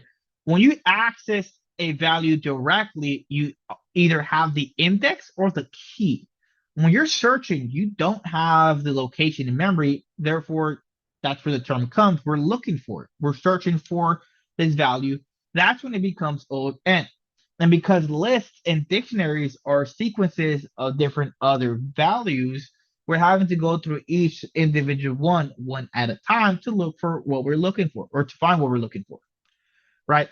Um, when you use a method like dict.keys, dict.values, and dict.items, it's going to create for you a list-like object, right? Of the values of all keys, the values themselves, or even items. When you use these methods, what's actually happening underneath the hardware is it's going through every individual key, it's grabbing it and adding it into a list-like object. So the time complexity for these methods, although you might think it's magic initially when you first start coding, really the time complexity is O of N. So keep that in mind. So what does that mean? If you're doing a for loop and you're iterating through this for loop, and then while in this for loop you use one of these methods, you now created O of N squared in your time complexity, right? So it's very important to pay attention to the methods that you're using in your for loops because you can easily increase the time complexity without even realizing it. For lists, inserting at the end is O of 1. But notice that inserting at the beginning of a list is O of N. Why is this? Because you have to shift all the other values over. Yeah, you have to shift every value over in this list, right? So they all have their corresponding index and location in memory. When you add this into a list, whatever was an index 0 now has to be index 1. What was an index 1 is now index 2, so on and so forth. So because when you insert something at the beginning, it becomes O of N. Every single item that was already in this list, which is hence the N here, that's going to be shifted over at least one time for each item. So inserting at the beginning is going to be O of 1. Removal at the end, I'm sorry, I misspoke. Inserting at the beginning is O of N. And removing at the end is O of 1. When you remove or add at the end, it's O of 1 because you're not shifting anything else. You're not impacting the order of the rest of the elements. You're just adding to the very back, right? The same way as inserting at the beginning, when you remove something from the beginning, it's going to be O of N because now you have to shift everything to the left, right, all the way to the front. When you access a list, that is O of 1.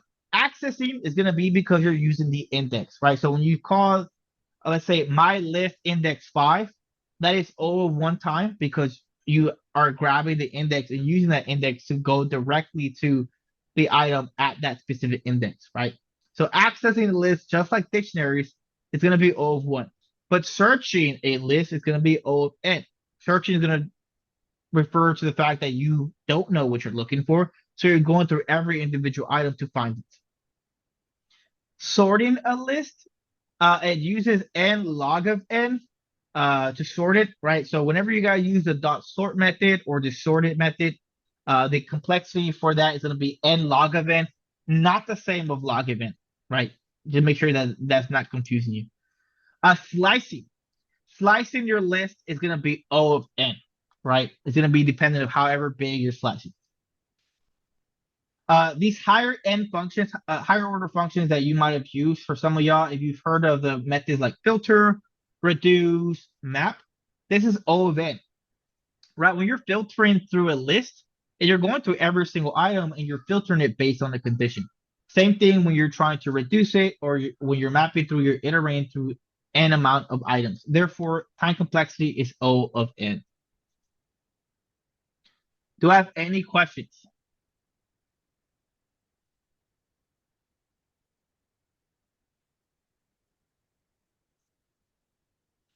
No questions at all.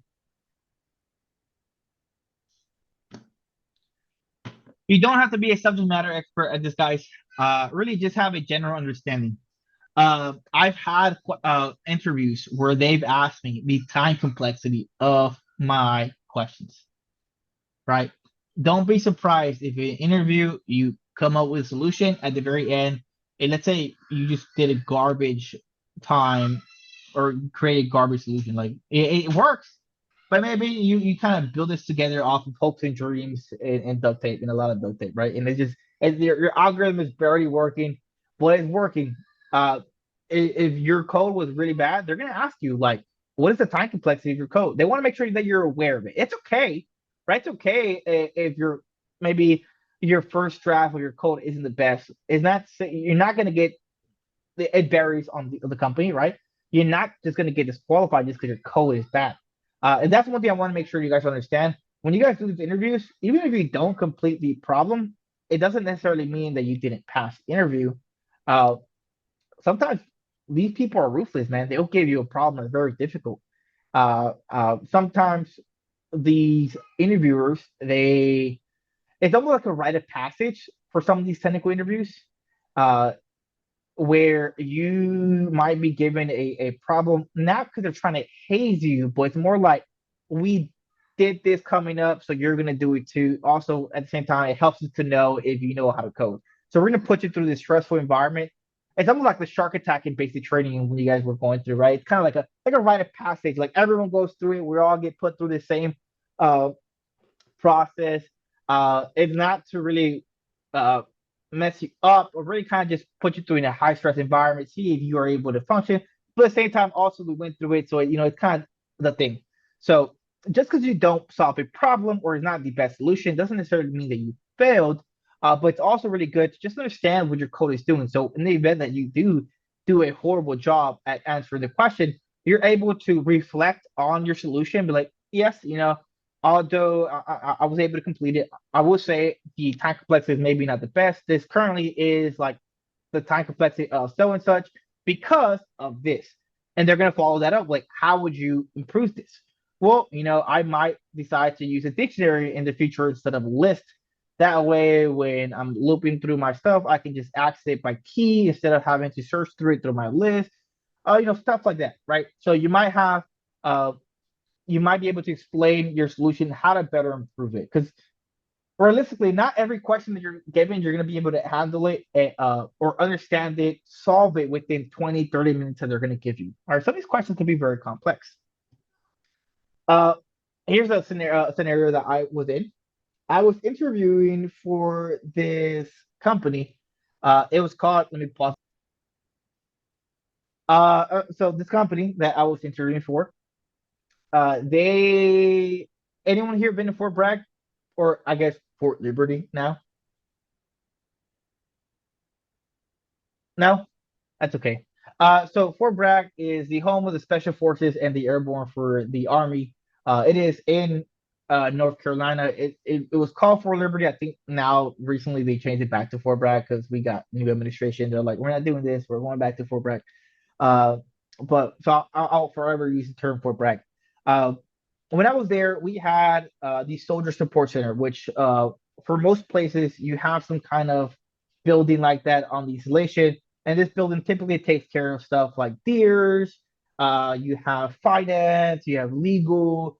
It's like the hotspot, or I guess the central location where all soldiers go when they in process of the installation. Right, we all have somewhere like that in our whatever base we get stationed at. Well, this base had a specific location at the very front where we used to have different companies that would show up Monday to Friday and they would set up a booth. It was almost like a mini job fair every single day in this place. If your base has it, that's awesome. Typically, you got to talk to different companies that were trying to promote programs for service members. Well, this specific company would stand out, and they would hold a booth every day, and I talked to them. They were providing a 1 year apprenticeship for their company, and I think they still are doing it. I don't recommend this company, which is why I paused it. I don't recommend this significant like at all to anybody because the pipeline for them to try to even get acceptance to the program. I think I started in November. I didn't figure out if I was going to even go into the program until like mid-April, uh, mid-April, or mid to late April. So like 6 months. 6 months later, that's not a good company. If a company takes 6 months to tell you you're rejected, that's not a good company. Uh, but it took 6 months before I figured out whether I was going to get accepted to them. But the interview process, it was two software engineers. Uh, the way that this program worked was that you spent 12 months with them throughout their apprenticeship. And then after the apprenticeship, you get hired on with them, and they essentially like keep you as a software engineer and you work for them, and then you work as a small teams, and you would get like tasked out with other different third party companies that who are their clients, and you would create solutions for them, or you'll create software for them, right? I interviewed through them, and it was an hour long. The first 20 minutes was them drilling me with questions, which I think out of like the 20 questions they asked me, I think I answered like 19 of them pretty well. That there was one where I was like unsure, uh, but I gave them like my genuine answer. And then the interview process for the actual technical portion of it. Give me a second. Pause. My kid's yelling in the background. All right, sorry for that. I had to tell my wife to stop bathing her son. I don't know what it is about bath time for him. He just loses it. I told him to bathe him later. But the actual technical portion of it, he gave me this problem. I don't remember the problem to save my life, but it was uh I had 40 minutes, right? So the first 20 minutes was questions, the next 40 minutes was me solving the problem. I cannot lie to you. I spent 40 minutes trying to understand the problem. 40 minutes. This problem was so confusing, and it was really annoying because the interviewer started to get very frustrated with me because I couldn't understand what the problem was asking from me. I was reading out loud. I was trying to make sense of it out of it. I was trying to ask him, uh, clarification for it. About 30 minutes in, you can tell like the frustration in his voice. He was almost like trying to like seem a little condescending with the way he was speaking to me. So he ends up kind of like jumping in more and trying to like he starts reading the question out to me to try to explain it. As he's reading it, the instructor himself gets confused with the question. Uh, and I tried to understand, like, explain to him, like, see, it's asking me this, so I would initially think that this is what's being provided for me or how I should approach it. But the wording of this question is very confusing because of the wording, it shouldn't be done this way. I don't remember exactly how it went, but he he realized the difficulty of the problem and he stared at it for 5 minutes. And then the last 5 minutes involved him apologizing to me. Pretty much saying, hey, I do apologize. It's been months since I seen this problem. Um, you know, I should have looked at it before I gave it to you again. I remember when I saw it, I did have to kind of go back and look up some stuff to make sure I did it correctly. So he ended up apologizing to me after he was acting like a total dirtbag to me because I couldn't solve the question. But I generally couldn't understand it, and I was trying to make something out of it because I didn't know what the heck this question was asking of me. So I did solve the problem. I didn't understand it. I got rejected, but I didn't get rejected because I didn't solve it. They gave me my rejection letter, and then I asked them for further feedback. I don't remember exactly how I asked them. It was a very professional email that I asked them, and they pretty much told me that they were extremely impressed with my performance. They did mention the coding challenge, but they also understood that the instructor himself couldn't even solve it, so that was fault on their part. But I was rejected because I was overqualified for the position. So actually, instead of trying to bring me in as an apprentice, they said they were willing to hire me as an employee in the future if something opened up. So I ended up getting rejected, but they were trying to hire me as a junior developer instead. The moral of the story is here is that you're not always going to be able to solve these questions, right? You want to know enough to be able to get by and really decipher these questions. Have enough tools in your tool belt to be able to approach these questions strategically in a way that can lead you to solutions. So even if you don't have the answer, as you start coding along using these different tools that you've accumulated throughout your time trying to learn data structures and algorithms, you're able to reach an outcome. But just because you don't solve the question completely, or you even start it, or let's say your answer isn't even the best, time complexity or space complexity, doesn't necessarily mean that you're not going to get the job, but you still want to have an idea of what you're doing or talking about. Does that help you guys kind of get a better feel for this? All right. The next step for today is going to be common problem solving patterns. So here we're gonna have a couple here that we're gonna talk about, and we'll do like 1 or 2 problems for each of these. Where these are four some of the most common ones that you will see.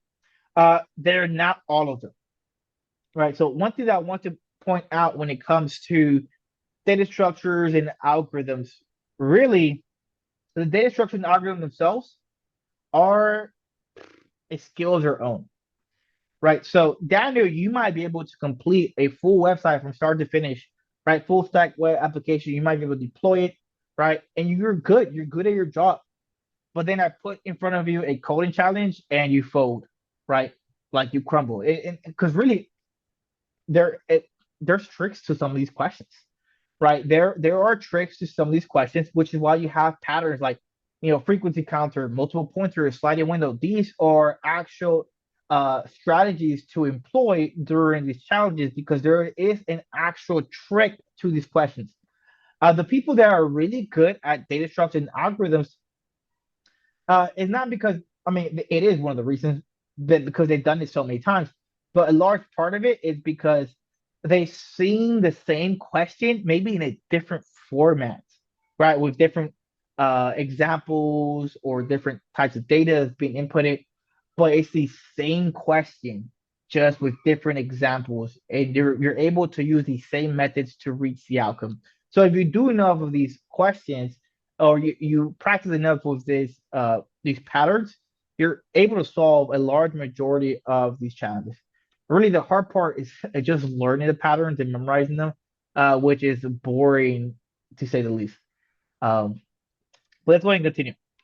The one that we're going to talk about today is going to be the frequency counter pattern. Right, this pattern you guys have probably already used it before if you think about it.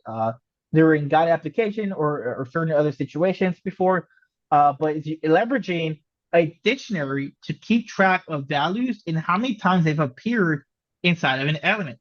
Right, this pattern can help you avoid the need for nested loops on or of n to the power of 2 operations with arrays or strings.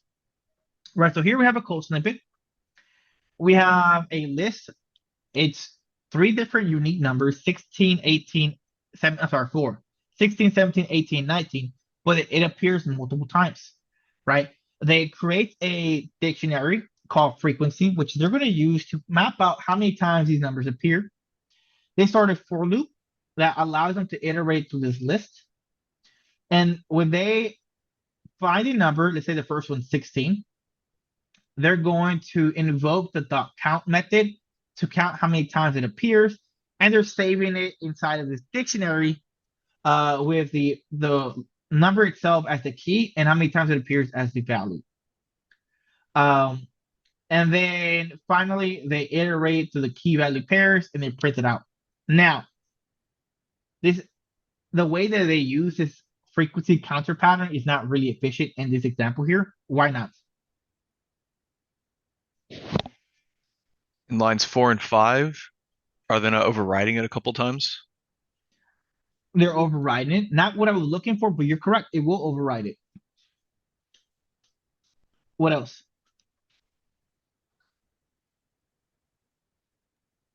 The The dot dot count. count. The dot count. Yeah. As Daniel said, the dot count. What is the dot count going to do? Well, it's going to iterate through this list, right? It's essentially starting a for loop in the background.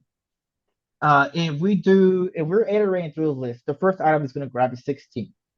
It's going to use the dot count method on the list. It's going to pass in the 16 and it's going to go through every single item in here and see how many times it appears, right? This itself, the dot count method is O of n. That is being done within a for loop already. So this here is O of n squared. So although they're using the frequency counter pattern by using a dictionary to map it out, they're not using it in a very efficient manner. It's still really bad time complexity. So this is not really how you want to use it, but the concept of the frequency pattern is actually what matters here. Now, what you guys are going to do is you're going to use the dictionary to actually solve the frequency counter.pi, which is pretty much the same problem here, but in an actual efficient way, not just like how you see here, where this is not ideally what you want. And I will see you guys in a little bit. Give it a try. We'll go into 820. Okay. Let me know when y'all can see my screen. We can see it. Okay. Function called same that takes two lists. What I did is I created two dictionaries. For element in the first argument pass of the function, if the element is not in the dictionary, it is added to the dictionary as a key and the value is set to 1, else that dictionary key pair is incremented by 1. Or I should say the dictionary key is incremented by 1. Value is incremented by 1. Same with L2, do the exact same thing. Also, when creating those key pairs in the first dictionary, because we're checking if the first list has its corresponding value squared in the second list, I squared those values. So they'll match up with the second list if that's true. For the second list, exact same process except for no squaring involved. If there's no key value pair in the dictionary, it creates it and sets it to 1, else it increments it by 1, and then just compare the two dictionaries to each other. If they're not equal, you return false. If they are equal, you return true. And when I run it, I get true, true, false, or true, false, false.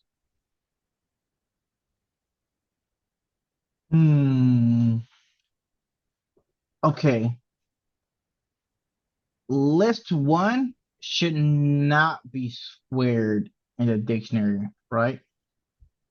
The corresponding values has its values squared in the second list. Yeah. So I could either square them here or square root these.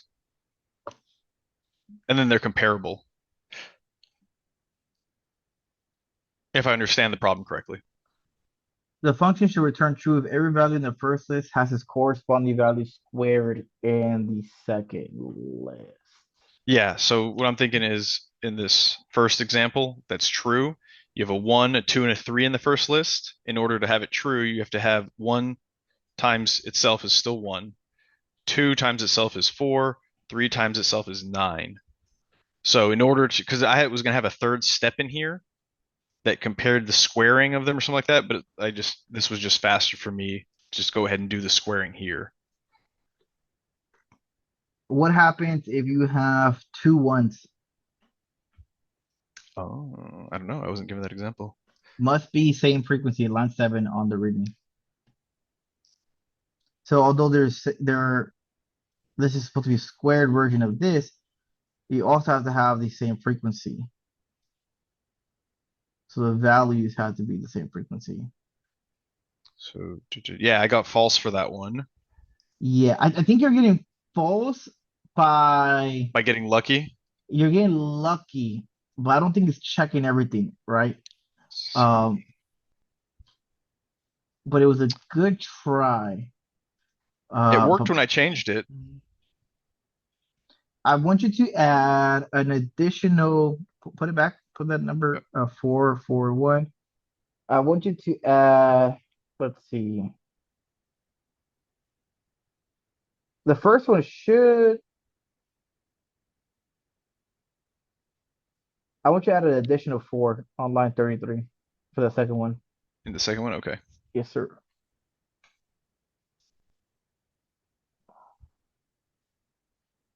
Well, it's gonna be true, false anyways. Let's see. How are we supposed to do this?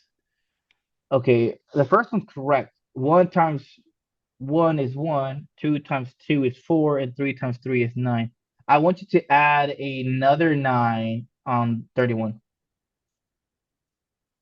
This will be false. It's supposed to be false.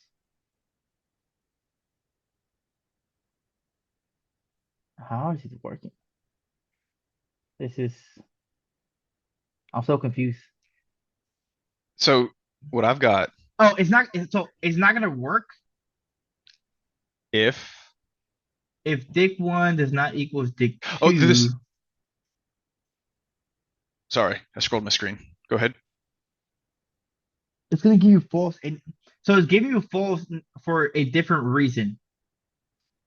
Because obviously the amount of keys here does not match the amount of keys here.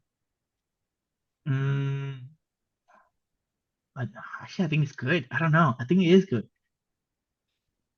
It's a little confusion here. Are you saying if the keys on the left side are out of order? So No, there's like put 914. I You think would try that's that it. 914? Yeah, I think it'll still work, but I like being wrong. 914. it's just random tests I was thinking. No, that should be fine. I don't think it's gonna impact it. Because dictionaries don't necessarily have a structured order. Run it. Yeah, I figured. Dang, I think it's good. Yeah, I was doing Like some what? crazy stuff down here. It was taking me a long time. I said, no, there's got to be a better way to do this. And I thought, oh, I'll just compare the It's a little dictionaries. different. It's a little different, unorthodox, but it works. Good stuff. Good stuff. All right.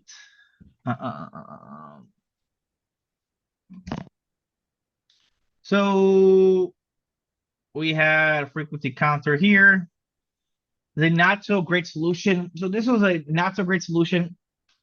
So don't be cheating on these slides when I give you these problems. But all these problems are going to have a not so great and a somewhat okay solution to the problems that you guys are going to be working on. So we have list 2 and list 1 here. We obviously check if list 1 is different than the size of list 2. If there are different sizes, then we need to return false, obviously, because we have an addition number. So right off the bat, we know the frequency won't match. Uh, and then we do it for I in range of length of list 1. So they iterate through however long list 1 is. And as they iterate through it, they square the index or they square the value at each index, giving you a variable called square num. And then we see a square num is not in list 2, return false. And then we are, Jesus Christ. If it is in list 2, then we do correct index is equal list 2 dot index squared num list 2 dot pop. Yeah, this is not a not so great solution. Because it's very confusing. And what else makes it not so great here? There's something very specific here that makes it not a very efficient solution. The index in the second for loop. No, Okay. not the index. Line 6. What is not in doing?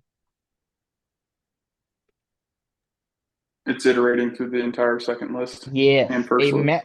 a membership check is a for loop, whether you believe it or not.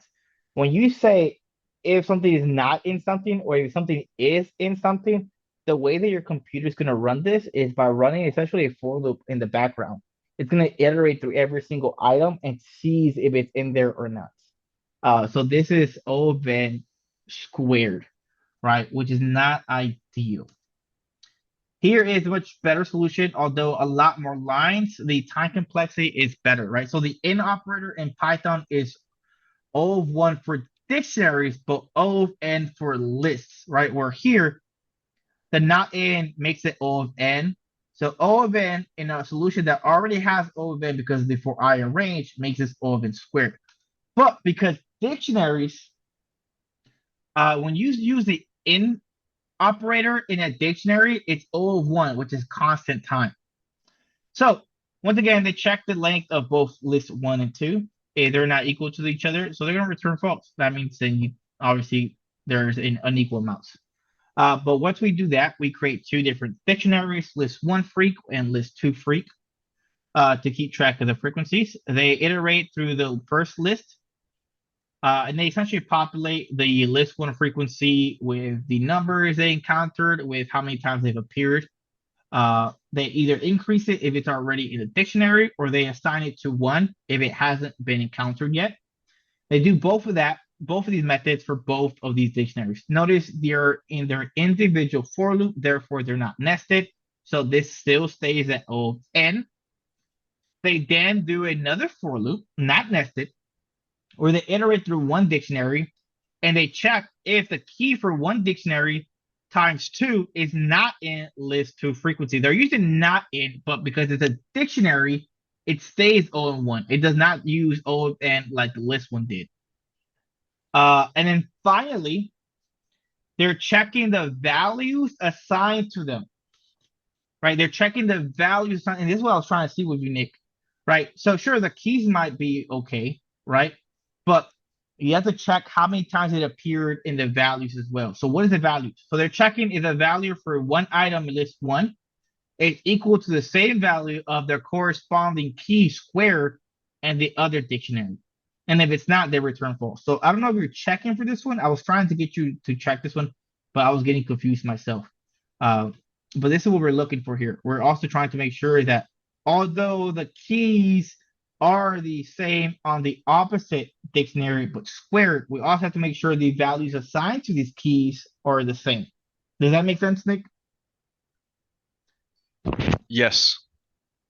Okay, I don't know if we did or not. I don't remember. I was getting confused, so that's okay. But this is I a much believe that's better. taken care of, but I could be wrong. Okay. Yeah, sure.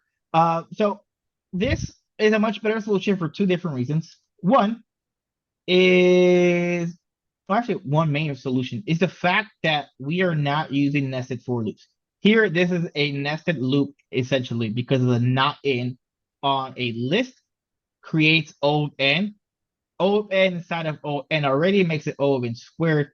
Here, although we have three different lists, they're not nested to each other. So worst case scenario is going to be dictated by whatever num is. Worst case scenario, or whatever the list of one freq is, whichever one is worse will be our worst case scenario. But it doesn't double it to the power 2. It doesn't do it to the power 2 essentially. So this stays O of n. And we're gonna stop here because we don't have enough time to go through the next problem, work it, and then go to a solution. So I'm going to pause the recording.